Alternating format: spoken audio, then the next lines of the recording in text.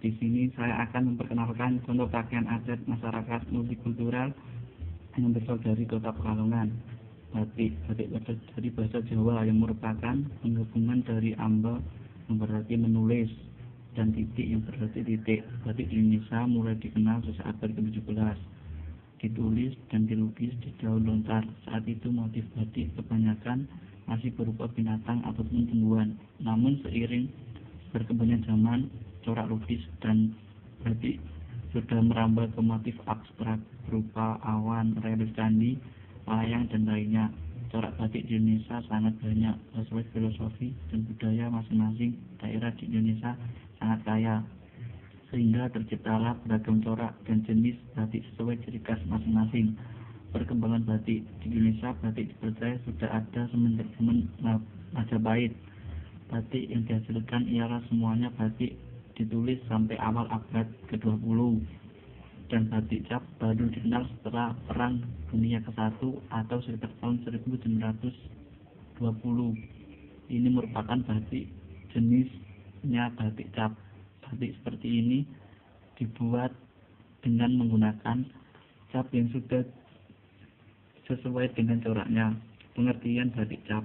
Batik cap adalah batik yang diproses pembatikannya menggunakan canting cap.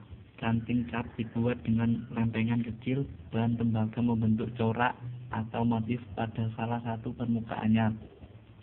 Pembuatan canting cap dilakukan oleh orang yang memang ahli dalam hal tersebut.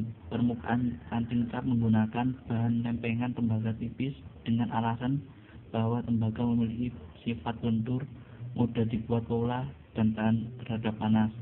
Permukaan canting cap tersebut dirangkai dengan struktur plat dari besi tipis dan kuat.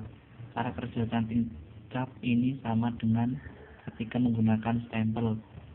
Hanya saja kita tidak menggunakan tinta seperti jejak perintangannya, namun yang digunakan adalah cairan lilin malam.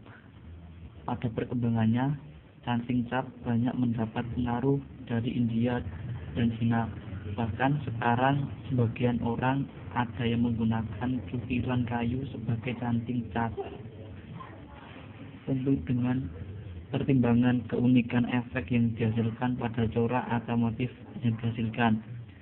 Pada awalnya, canting cap hanya digunakan untuk pola-pola atau motif pinggiran. Namun kini canting cap juga digunakan untuk mencetak pola pada seluruh permukaan kain. Hal ini karena dengan cara seperti ini akan menghasilkan pekerjaan yang lebih cepat, efektif, dan efisien.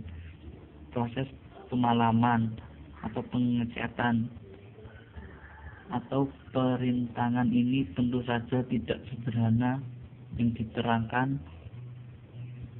di atas. Pemalam pengecapan dapat digunakan beberapa kali tergantung jumlah warna yang dihendaki. Setiap perajin yang ingin menghadirkan warna tertentu dalam batik, maka bagian kain yang tidak akan diwarnai harus ditutup dengan malam. Proses pemalaman ini akan diikuti dengan proses pelorodan, yaitu proses pelepasan malam dari permukaan kain. Proses pembuatan batik cap. Pada dasarnya alat dan bahan membatik cap dengan membatik tulis hampir sama. Langkah pembuatan batik cap dan batik tulis sama, hanya saja batik menggunakan alat cap untuk membatik, sedangkan batik tulis menggunakan canting. Perbedaannya hanya pada alat cantingnya dan wajan. Proses pembatikan dengan canting cap sama dengan proses menggunakan canting tulis. Makin banyak warna yang dibutuhkan, makin sering pula diproses pemalaman. Pencelupan dan pelorodan dilakukan, namun dalam hal kerumitan, ketelitian, dan kesinambungan keseluruhan coraknya, hasil batikan canting cap tidak sebaik dan sehalus batik yang dikerjakan dengan canting tulis.